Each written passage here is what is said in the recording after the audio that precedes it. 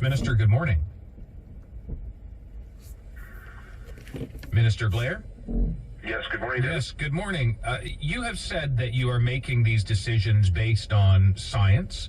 What is the science behind allowing U.S. citizens in for now? Well, we are doing everything that is necessary on the advice of our public health officials to take steps to protect Canadians. We have strongly urged people not to engage in non-essential travel, and the Americans are doing the same.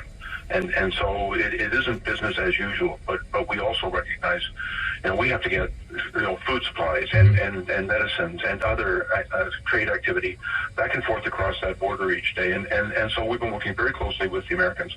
We're certainly not encouraging people to go on tourist jaunts, either into Canada or into the United States. And we have been advising Canadians who are abroad, and many Canadians are down south in the United States right now. We've been giving the advice for nearly a week now that they should end their trips, make their way home, come home as done. Well, commercial flights are still available, and as you indicated earlier on your newscast, a lot of those flights are now being curtailed by the airlines, and so we want people to act quickly and to get home on commercial airlines while that opportunity is still available. Part of the restrictions outlined yesterday say that if Canadians are symptomatic, that airlines are to deny them boarding at their point of departure. What is the legality around that? Because the Constitution would seem to allow for Canadians to return to Canada if they so desire. Canadians have an absolute right to enter the country, but at the same time, the airlines have a responsibility to all of their passengers. If somebody's obviously symptomatic, and they're allowed to board the plane, and Canadian or otherwise, any person who was symptomatic would put the other 250 passengers on that plane at great risk. And so what we're saying is for those individuals who are symptomatic, they won't be allowed to board that plane and potentially expose everyone else to the illness. But we are putting additional consular resources in place so that if Canadians find themselves in that position, they can reach out to our consular officials. We'll help them connect them to medical services and provide them with support and assistance in place rather than put everybody else at risk. We just want to make sure that we take the steps necessary to protect Canadians. And under our new rules, that plane will be filled otherwise with hopefully healthy Canadians returning to Canada to be healthy and to be safe. And if somebody is already ill with the disease, we'll provide them with the support while they're abroad in order to assist them in every way we can. That was part of the measures outlined yesterday, that if Canadians are symptomatic and are denied boarding, that the government would provide financial assistance to help with their care needs while they're outside of the country. I do wonder about people who come into this country and when they arrive are symptomatic, either at a land border or someone who develops symptoms while they're in flight and presents that way at an airport terminal. What would they be told? Well, first of all, if they are symptomatic on the plane, we ask the airline to alert us before the plane lands. They'll be met at the gate by our border officials, and they'll be segregated from the rest of the passenger arrival area and taken to an area where they can receive direction and assistance from our public health officials. We are also asking every passenger arriving in Canada, if they are symptomatic, and they will be required to actually acknowledge that question and to give an answer to it. And we're also requiring that they acknowledge that they've been advised to self-isolate for 14 days.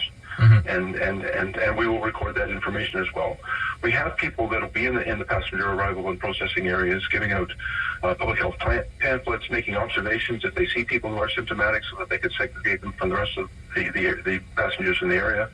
We are introducing measures to try to promote social distancing and improve hygiene and cleanliness in those passenger arrival areas so that people will get the information and the support they need as they transition through the airport.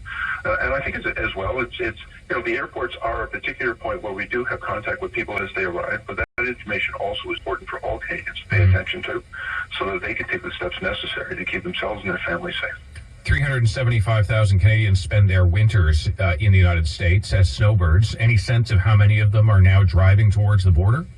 I suspect many. I think we've all heard from family and friends who are now deciding it's probably prudent to come home, and I suspect many of them are driving, or if they're able to get commercial flights heading home. I also suspect many of them will make a choice to stay in place And I think, that's a decision that I think should entirely be based on whether or not they believe they have access to quality health care. And that's a decision we hope that for the vast majority they'll do the right thing and heed the advice of Global Affairs, make their way back to Canada as quickly as possible by whatever means, and be safer here in Canada. Should Canadian snowbirds who are in the car driving north right now be at all worried that the border could close before they get there?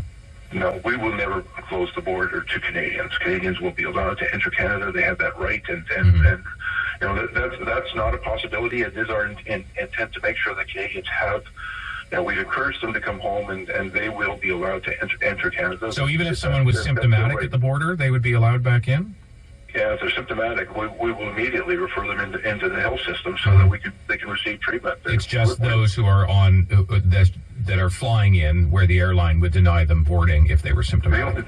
The only issue on the airline is that they board the airline and they are ill with this disease, they could put all of the other passengers at risk. And so what we're telling them is, rather than board, reach out to our consular officials and we'll help connect you with the support and services that you need in place, rather than put everybody else at risk. Has the government considered a mandatory quarantine at all for those people who are arriving back? Well, I'll tell you, the resources that would be required to enforce a mandatory order by public health, there is a provision in the Quarantine Act that allows for mandatory ordering, but then it has to be enforced. Quite frankly, I think the public health officials have done exactly the right thing, and they have strongly recommended and urged people to do this. We are telling people that they should do this, and I think the vast majority of Canadians will take the right and prudent steps to protect themselves and also to protect their families and friends, and they will self-isolate for 14 days. Our public health officials have a very important job to do, and we want to make sure that they're available to do that important job, but we don't want to tie up those resources doing something that would not necessarily be effective in keeping Canadians safe. It's a better use of their resources to actually deal with those who have been in contact with the illness and make sure that they're treated properly. So I think we're ordering our resources in the best and most efficient way possible. And we are giving Canadians the information they need to make the right decisions and to keep themselves safe. We do see some Canadians who are outside of the country right now who are unable to get a seat or unable to afford a seat. They're priced in the thousands of dollars. People who are now seeing WestJet announcing that it's going to shut down all international operations, all transborder flights as of Sunday. Air Canada could well follow suit. Sunwing now doing rescue flights. What is the concern that there will be a number of Canadians who will just be stranded because there won't be airline options for them or affordable to them or at all available to them? Well, as our Minister Champagne said, our Global Affairs Minister said just last week, we urge Canadians to take advantage of commercial flights to get home while they're still available. And we know that we're starting. What happens when they aren't anymore?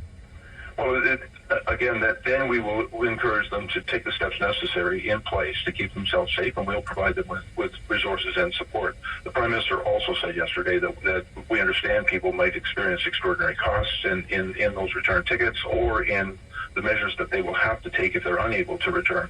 And so we will do what we can to support and help them in every way possible, and we'll have people available to provide them with that assistance. But while the flights are still available, we do encourage people, not to delay, to make arrangements to get home if they are able as quickly as possible. And that's the advice we've been giving for nearly a week now. Minister Blair, busy days ahead for you. Thank you very much.